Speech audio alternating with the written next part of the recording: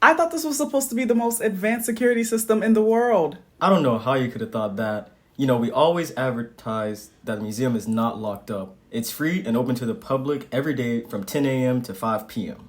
Museum? We're not in the White House? The one with the big white Greek columns that everyone poses with for their graduation photos? Well, we are. See, the White House is Carnegie Library, and the Meek-Eaton Black Archives is the whole thing.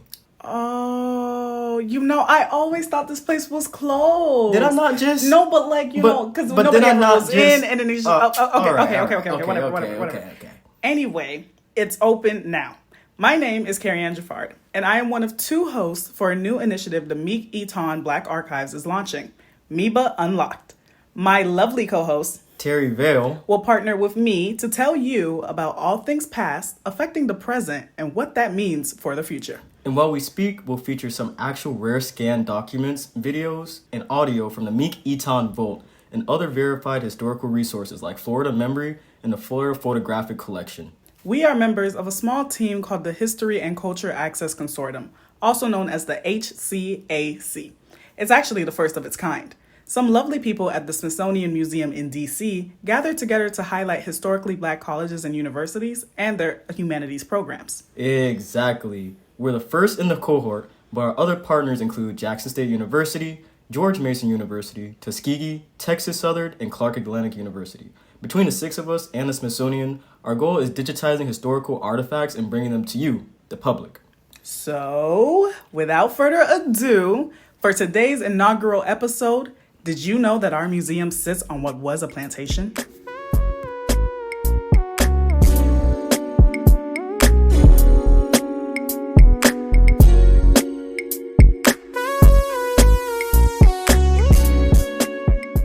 Just as crazy, Florida A&M as a whole actually sat on what's now Florida State's campus. So here's the rundown. Back when Florida Agricultural and Mechanical University was founded on October 3rd, 1887. What? Right. Sorry.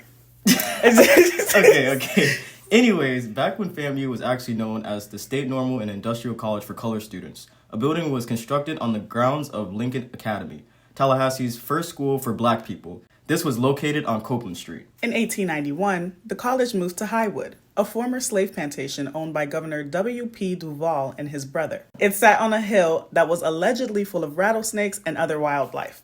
Then, when Lincoln Academy moved to Brevard Street in 1906, Florida State University, then known as the Florida State College for Women, bought both buildings on Copeland Street and turned what was the site of the normal college into a teacher training school. So putting two and two together, we now know why FAMU's mascot is the rattler. It's inspiring that we're so resilient like the rattlesnake, but it's also so heavy to think about at the same time.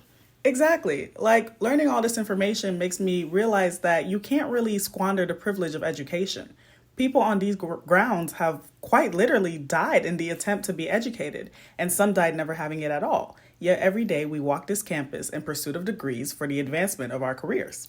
Now, when we return back from our short break, we're going to dive into a little bit of how these origins are not uncommon in Tallahassee. You're listening to MEBA Unlocked with Terrie Vail and Cariane Geffrard. A brand new exhibit has made its way to the Meek-Eaton Black Archives, curated by Museum Director Timothy A. Barber, and graciously sponsored by Miele Organics and iHeartMedia. This exhibit explores the evolving definition of beauty in the Black community. A 4-panel immersive experience spanning 2 floors, the Beyond Black Beauty exhibit features a concept curated by Dr. Kimberly Brown on the legacy of Miss FAMU, the Black Archives African American Doll Collection, Crowns, My Hair, My Soul, My Freedom by Sandra Miller, and Afrofuturism by Steve Allen. It officially opens to the public on Saturday, April 12, 2025 at 10 a.m. Also, for opening weekend only, the Meek-Eaton Black Archives will also be open on Sunday, April 13. For more information, go to FAMU Black Archives on Instagram. So this April, ask yourself, what does it mean to go beyond Black beauty?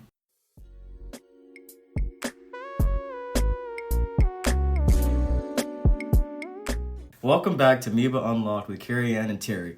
Before the short break, we talked about how the university sat on a plantation, which by extension means the Meek-Eaton Black Archives has that extra layer of history embedded into it. And I know you think that makes us really special, but this isn't a rare occurrence in Tallahassee. Take the Goodwood Museum and Gardens, for example. Originally known as Newstead, the Goodwood Plantation featured a beautiful and opulent house that was built on enslaved labor for the Croom family. Now, those same servants are recognized with museum rooms and tags, highlighting their contributions to history. Or the Bellevue Plantation, which was bought in 1854 by the great-grandniece of George Washington, Princess Catherine Murat. 132 years later, preservation groups moved the house that slave labor built to the Tallahassee Museum of History and Natural Science. Isn't it so crazy to think about how many structures in Tallahassee's history started with the antebellum period and evolved through the Reconstruction era? Mm-hmm. And now we're here at the new digital age and buildings are still, they're still here. Right. So we'll be back with MEBA Unlocked after this short break.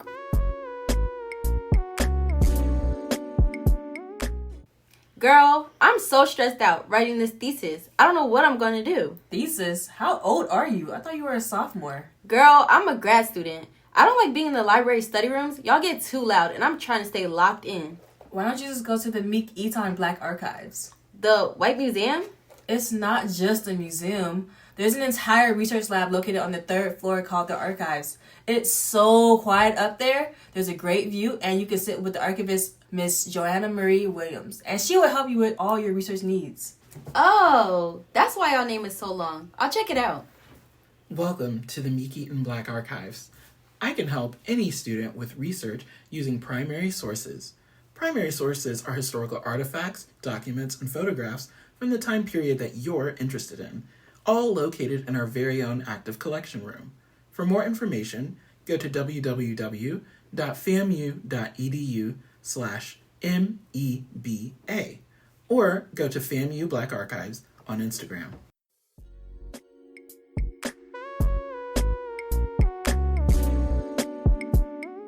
Welcome back to MEBA Unlocked. We've reached the end of today's info dump. We hope you learned something today, or at least felt inspired to learn more. For more information on what we discussed, you can check out www.famu.edu/MEBA, MEBA. And be sure to follow our Instagram page at FAMU Black Archives to get notified on new episodes, exhibits, events, and more. This has been Cariane Geffrard And Terrie Vail. We'll see you guys on the next episode of MEBA Unlocked. Bye!